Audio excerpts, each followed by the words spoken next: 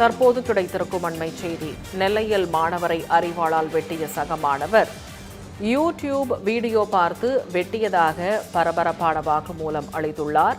இது தொடர்பான கூடுதல் விவரங்களுடன் நமது செய்தியாளர் சரவணன் இணைப்பில் இருக்கிறார். வணக்கம் சரவணன், விவரங்களை பதிவு செய்யலாம். வணக்கம் திவ்யா.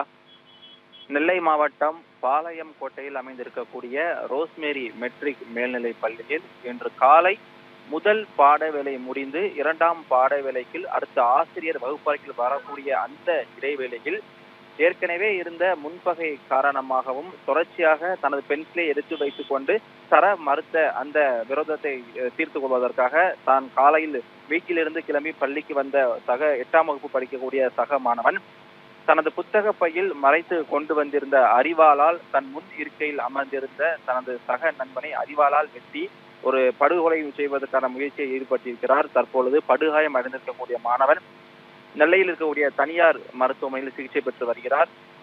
இந்த சம்பவத்தை நேரில் பார்த்து தடுக்க சென்ற ஆசிரியைக்கும் அரிவாள் வெட்டி ஒலித்திருக்கிறது. அந்த ஆசிரியையும் நெல்லை மாவட்டம் பாளையங்கோட்டையில் தனியார் மருத்துவமனையில் சிகிச்சை பெற்று வருகிறார்.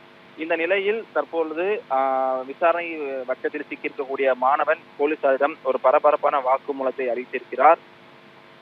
எனது நண்பனை நான் எனது ஆத்திரத்தில் கோபத்தில் அரிவாளால் வெட்டிவிட்டேன் என்று போலீசாரிடம் அந்த மாணவன் கெஞ்சியதாகவும் போலீசார் தரப்பில் கூறப்படுகிறது.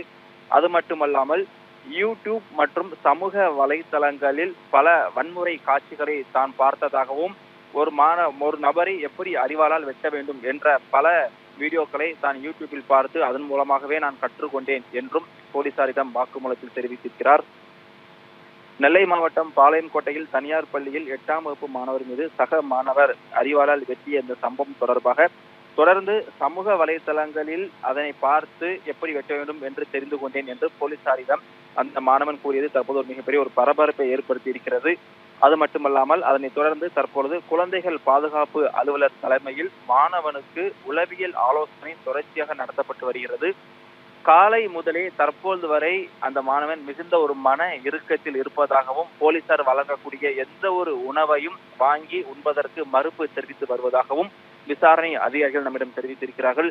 தொடர்ச்சியாக சொன்ன வார்த்தைகளை திரும்ப திரும்ப கூறிக்கொண்டு தனது நண்பருக்கு தாம் துரோகம் செய்துவிட்டதாகவும் ஏதோ ஒரு கோபத்திலும் ஆத்திரத்திலும் தான் இது போன்ற சம்பவங்களை செய்துவிட்டேன் என்றும் போலீசாரிடம் கெஞ்சி அழுதிருப்பதாகவும் கூறப்படுகிறது. காவல்துறையினரின் சீருடையுடன் குழந்தைகளை விசாரிக்க கூடாது என்பதால் மாணவர் மாவட்ட குழந்தைகள் நல அலுவலரிடம் ஒப்படைக்கப்பட்டதாகவும் தனிப்படை போலீசார்